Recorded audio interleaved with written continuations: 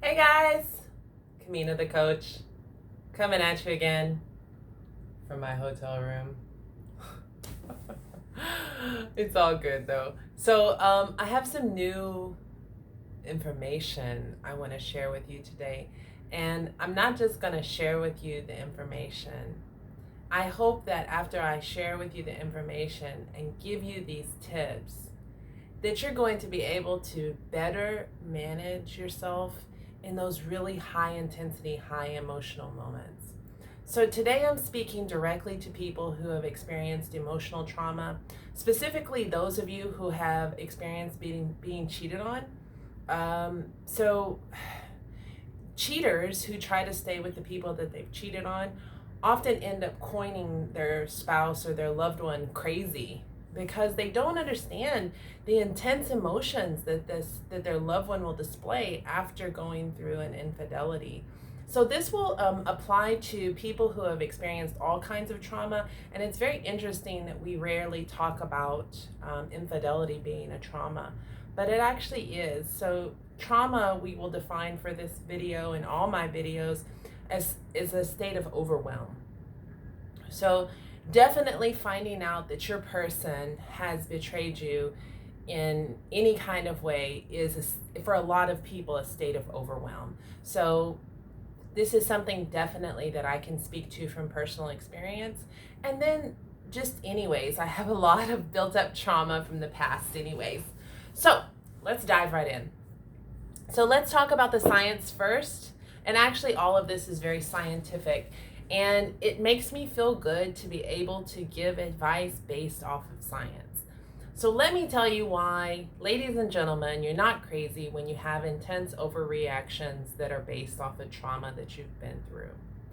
So your frontal cortex, this part of your brain right here, is the part of your brain that's constantly scanning to try to determine if there's danger. Your amygdala, more inside in the middle, is what stores your memories. When you experience intense emotion, trauma, or stress, your body produces extreme amounts of cortisol. So what this cortisol does is actually it puts a protective coating around your amygdala. Now, what did I say your amygdala does? It stores your memories. So if these stressful times, this traumatic event cannot go into the amygdala, where does it go? Where does it store itself? Well, it ends up storing itself in this frontal lobe. So what does that mean? It means that while your frontal lobe is scanning for danger, it means that it's reliving this traumatic memory again and again and again and again. So, ladies and gentlemen, for the cheaters out there, for the people who have caused people trauma, have you heard your loved ones say over and over and over again, why do you keep bringing this up? Well, it's because they're reliving it again and again and again. Does that make sense? So our brains are designed, so ultimately, at the end of the day, even though we're a very smart animal, at the end of the day, we're still an animal. And our brains are designed to protect us. So our frontal lobe is going to trigger us for danger that is real or perceived. Let me say that for you again. Our frontal lobe is going to trigger us for danger that is real or perceived.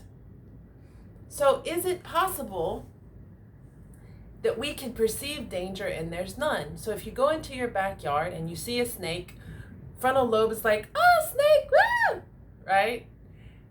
So this is a correct reaction, but you go into the backyard and there is a water hose. Well, you just saw a snake. So your frontal lobe is like, oh my God, snake. Ah!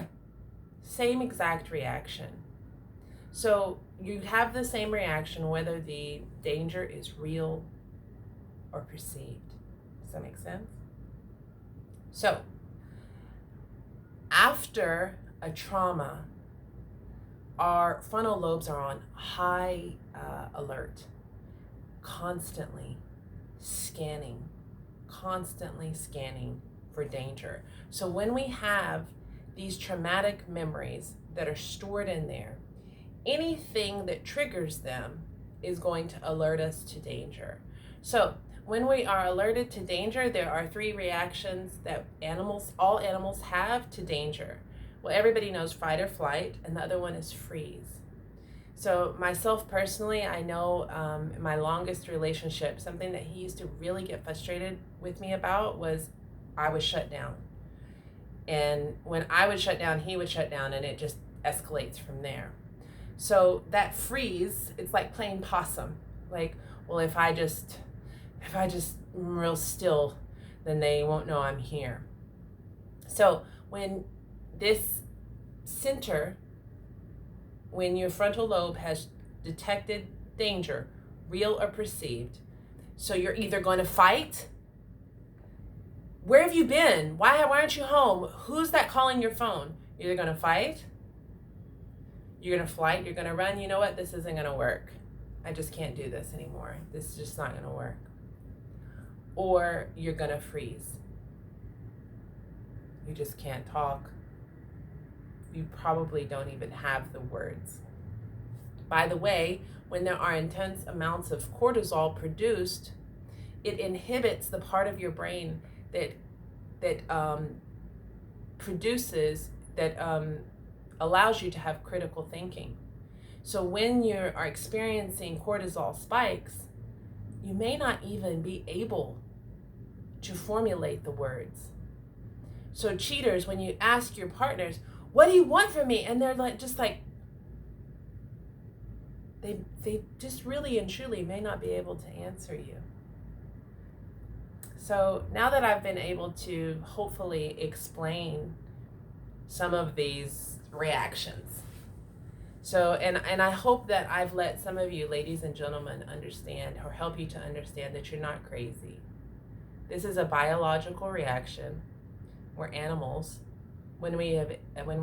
So back up, and I'll explain one more thing before I give some advice.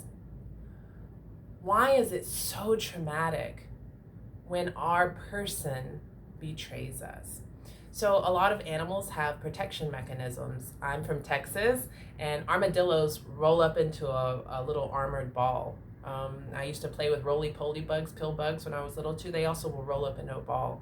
Skunks put out a horrible smell. Some animals are poisonous. So animals always have a defense mechanism, or a way to protect themselves. The way humans protect themselves, the way that we've been most successful in protecting ourselves, is partnering together. So when we choose our person, whether we say it or not, what we have internalized is, I have your back and you have my back. We go out into the world and hunt and gather, and then when we come home, it's you and I against the world. So this is your safety. Does that make sense? This is your safety. And maybe you may not see your partner as that, but it's highly likely that if you've betrayed your partner, that your partner saw you as their safety. It was supposed to be us against the world, and you betrayed me. It's a very, very intense kind of trauma for a lot of us. It's taken me many, many years to heal from this trauma. And understanding it has helped me more than anything else. So, cheaters that would like your spouses and boyfriends and girlfriends to stay with you, you need to be really understanding of these mechanisms that are going on. Give them space to work through these things, because they may want you to go away to come here all in the same moment. So you have to try to not allow their triggers to trigger your triggers, if that makes sense. So that's really the only advice that I have for cheaters. What I really have is the advice for the people that have gone through trauma, not just people that have been cheated on, people experiencing post-traumatic stress, loss of a loved one. So you understand that there is a chemical reaction going on, and you're so wrapped up in reliving this trauma that's caught here in your frontal lobe. So the first thing you have to try to do and try to remember is that it's not real. It may feel physically like it's real, but you have to do your best to remember it's not real, and then activate your five senses.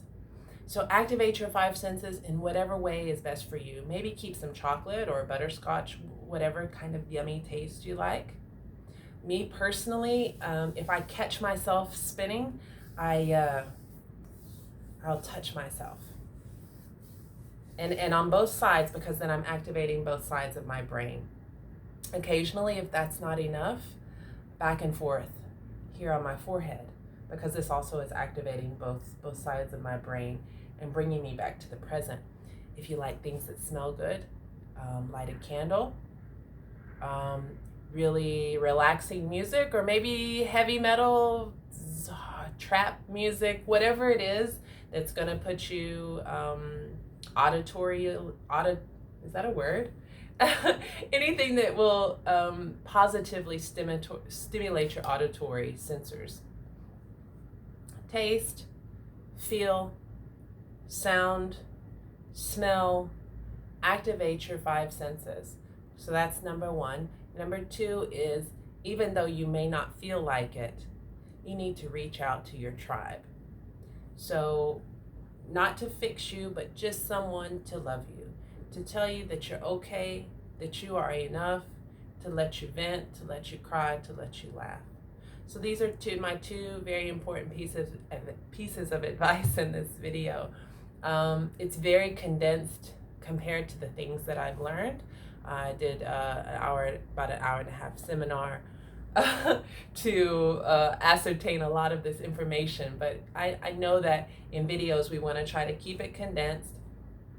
You need the knowledge, so you need to understand why, first of all, and then remember it's not real. Stimulate your senses, light a candle, listen to some music that's pleasing to you, pop a chocolate in your mouth, go eat a steak or a carrot or whatever it is that's pleasing to you. And for the love of everything that lives and breathes, don't isolate yourself. Reach out, ask for help. Even if you just need to reach out to me, you can send me a message here. I get notifications of that. You can find me on Facebook, Amina Hall. Facebook won't let me change it back to Kamina. My email is kamina.hall@gmail.com. Reach out. Don't be alone in your suffering. Don't be alone in your pain. Stimulate your senses. Remember, it's not real. And as always, Kamina the Koach, sending you love, light, peace, joy, and happiness.